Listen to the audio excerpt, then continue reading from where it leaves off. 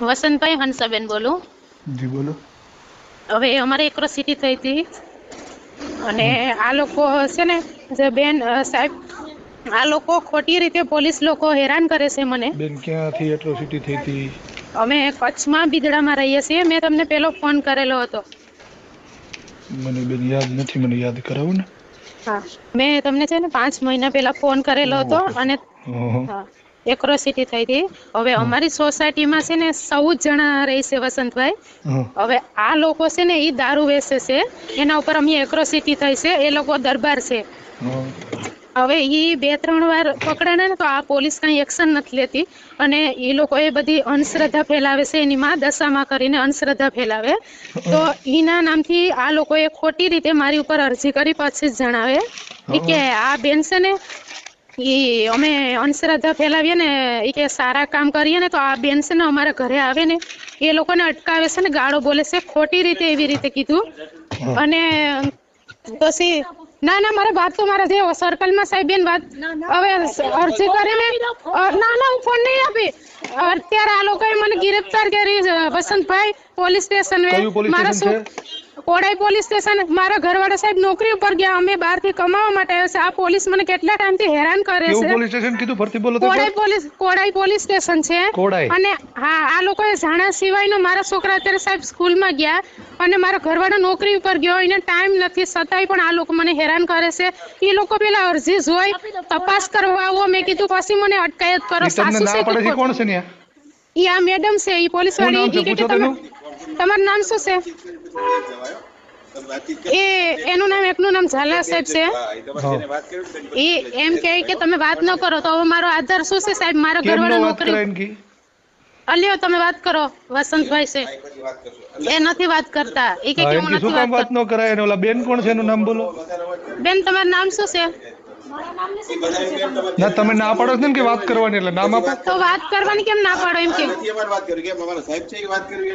એટલે સાહેબ નથી એમ કે વાત કરવી પડે. એમ કે આખું નામ બોલો તમારું. એ ઝાલા સાહેબ કરીને છે. અરે પણ મારા ઘરવાળાને ફોન આવો. મારું બીજું પ્રૂફ શું? તો બેન તમે મને અટકાયત કરો. મારા છોકરા અત્યારે સ્કૂલમાં છે. મારા ઘરવાળા નોકરી ઉપર ગયા.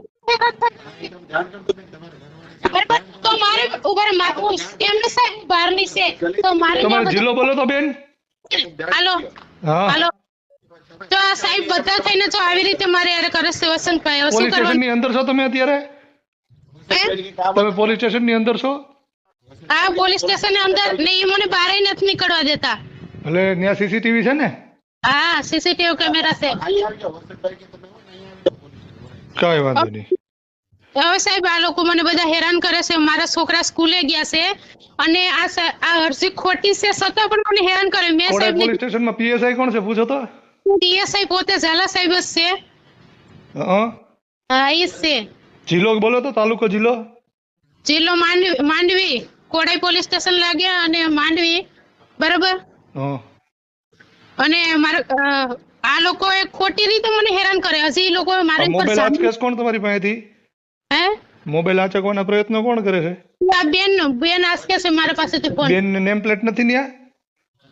ના એ કે તમારે જેને બોલાવી લો. મેં કીધું કે તમે ફોન આંચકો તો મારો બીજો આધાર હું? મારો ઘરવાળો નોકરી ઉપર ગયો, મારા છોકરા ભણવા ગયા. મને ખાલી નિવેદન માટે બોલાવી વસંતભાઈ ને આ લોકો મને હેરાન કરે છે.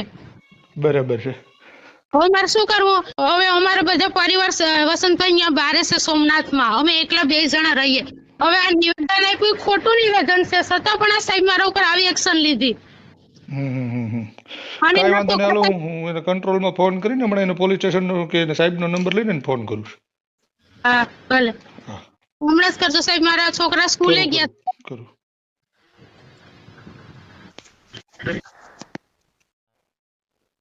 હાલો હેલો. કોડાઈ પોલીસ સ્ટેશન થી બોલો છો ઝાલા સાહેબ? હાજી ઝાલા સાહેબ વસંત ચાવડા બોલું છું અમરેલી થી. ક્યાંથી બોલો છો? અમરેલી થી. અમરેલી થી? હા હાજી બોલો બોલો. હવે ઓલા હંસાબેન ને તમે ત્યાં કઈક બેસાડી રાખ્યા છે. એમનો બપોરે મને ફોન હતો. તમે એને ફોન માંથી વાત નતા કરવા દેતા એવું કઈક હતું. શું છે એ મેટર?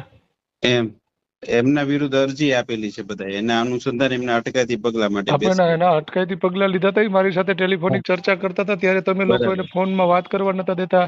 ઓલા બેંકોક પોલીસ વાળા હતા ઈ પણ એને ના પાડતા હતા, એટલે એવું બધું શા માટે એમ?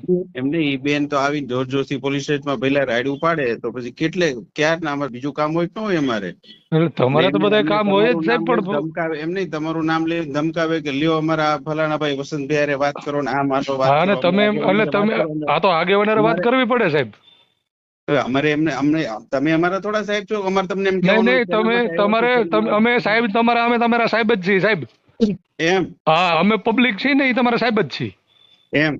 હા, આ ભારત દેશના નાગરિકો જે રહ્યા ને એ બધા પોલીસના સાહેબ છે. તમે અમારા ટેક્સના પૈસે સાહેબ પગાર લ્યો છો અને તમે ન કરશો, બરાબર? એટલે બીજી વાત તમને એ કહી કે તમારે વાત કરવી જ પડે. તમે ઈ ફોનમાં એવું કહેતા હતા એ બેનને કે હું એની હારે વાત ન કરું એમ. પેલા તમે વાત સાંભળો. પહેલી વાત તો ઈ છે કે ઈ બેનને અમે જે કાયદેસર કાર્ય માટે અહીંયા લાવ્યા છીએ ને, ઈ બેને જે ફરિયાદ કરી છે સાહેબ એના અનુસંધાને તમે શું કર્યું છે? એમના ઘરવાળાને જાણ કરી, બધાને જાણ કરી, એટલે તમારે અમને બધા આગેવાનો કે અમારે કહેવાનું જ ના ના ના ના, બધાની વાત જ નથી. બેન મને ના પાડતા હતા કે એમાં મારો ઘરવાળો નોકરી ઉપર ગયો છે, મારા છોકરાઓ સ્કૂલે છે અને કોઈને ખબર નથી, એટલે એને મને ફોન કર્યો હતો. અને તમારે વાત કરવી પડે છે ને, અત્યારે તમારે કરવી પડે. બીજું તમને એ કહું કે તમે એમ કહો છો કે એની વિરુદ્ધ અરજી થઈ છે સાહેબ, તો તમે એને બેહાડી દીધા. ઈ બેને એટ્રોસિટીની ફરિયાદ આપી, એના વિરુદ્ધ તમે શું કર્યું? મારે તમારે વિરુદ્ધ મારે કઈ ચોખવટ નથી કરવાની. પેલા કેમ ચોખવટ નથી કરવાની સાહેબ? તમે કે મારા સાહેબ નથી. અરે સાહેબ છું હું તમારો. સાહેબ છો જ નહીં બિલકુલ મારા. બરાબર? નોકર છો તમે મારા. વાત નહીં કરવાની મારી હારે, બરોબર? હું નોકર છો તમે અમારા. ભાઈ નો કરું તું હમણાં કઈક મારે કેવું પડશે. હા તો બોલી જાવ તે વડે તો બોલી જાવ. કેવું પડશે એટલે અમારા ટેક્સના રૂપિયાથી તમે પગાર લ્યો છો, તમે પાછા એમ કહો કે કેવું પડે એટલે તમારા મનમાં સમજો છો તમે? એટલે હા, હું મારા ટેક્સમાંથી પૈસા દઉં છું, તને જ દઉં છું. કેમ તું કરા કરસ તું? લે ભાઈ તને કોને કીધું?